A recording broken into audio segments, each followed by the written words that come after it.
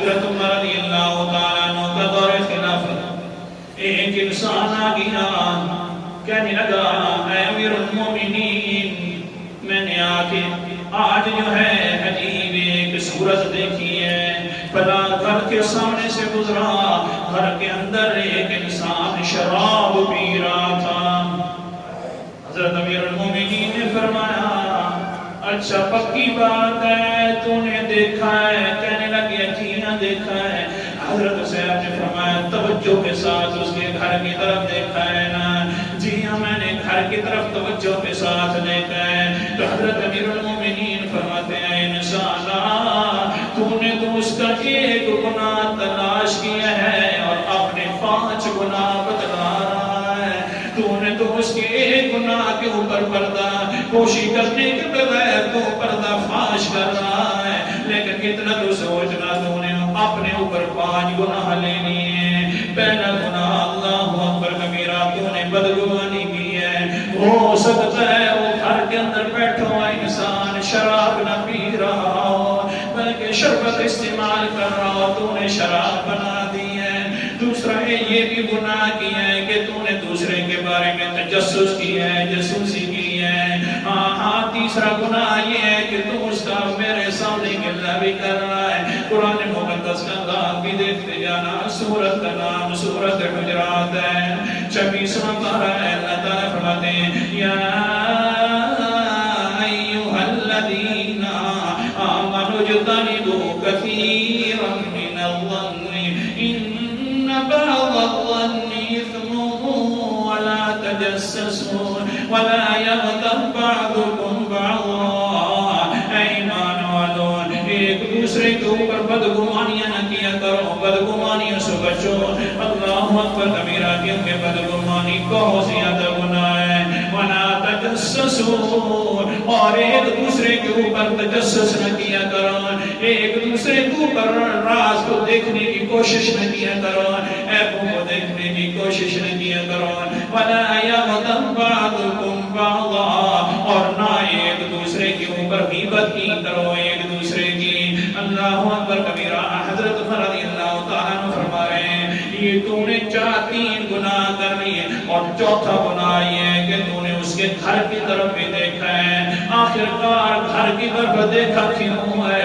کیونکہ مومن کی تو نشانی ہے۔ سورت کا نام سورت النور ہے، 18واں پارہ ہے۔ اللہ تعالیٰ فرماتے ہیں قل للمؤمنین یغضوا من ابصارہم ویحفظوا فروجہم ذلک ازکی لہم ان اللہ خبیر بما یصنعون۔ آیت نمبر میرے سامنے 23 ہے۔ اے ایمان والو کہہ دیجیے میرا پیغمبر ایمان والوں کو کہ یغضوا من ابصارہم، کہ اپنی آنکھوں کو جھکا کر رکھا کرو، دوسروں کی طرف اپنی آنکھیں اٹھا کر بھی نہ دیکھا کرو۔ کسی کا گھر ہے یا کسی کی عزت ہے، یحفظوا فروجہم، دوسروں کی شرمگاہوں کی بھی حفاظت کرو اور اپنی شرمگاہ کی بھی حفاظت کرو۔ ذالک ازکی لہم، یہ تمہارے لیے بڑی پاکیزہ راستہ ہے، اسی پر عمل کیا کرو۔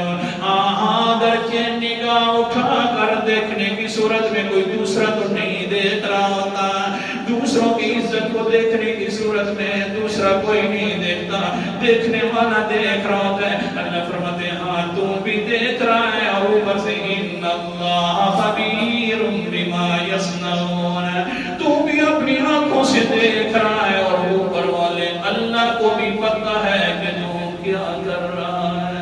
5واں گناہ یہ ہے کہ پیغمبر کا بھی تو باغی بن گیا ہے۔ حضور صلی اللہ علیہ وسلم نے فرمایا اے لوگوں، اے زبان سے کہنے والے لوگوں کہ ہم اسلام لے آئے ہیں، زبان سے اقرار کرنے والے لوگوں کہ ہم ایمان لے آئے ہیں، اگر تمہارے اندر یہ 3 آگے اوصاف نہیں ہوں گی، ان کے خلاف کرو گے تو زبان کے اعتبار سے تم مسلمان ہو گے۔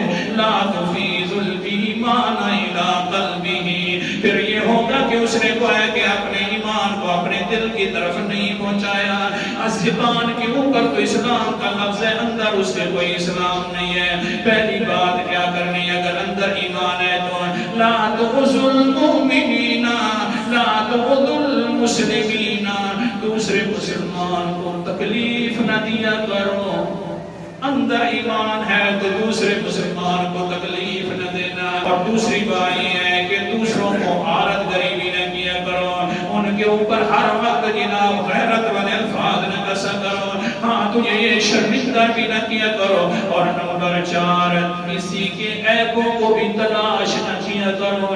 یہ 3 اوصاف ہو گئے تو تمہارے دل کے اندر ایمان آ گیا، ورنہ جو ہے صرف زبان پر اسلام کا لفظ ہے، اندر کوئی ایمان نہیں ہے۔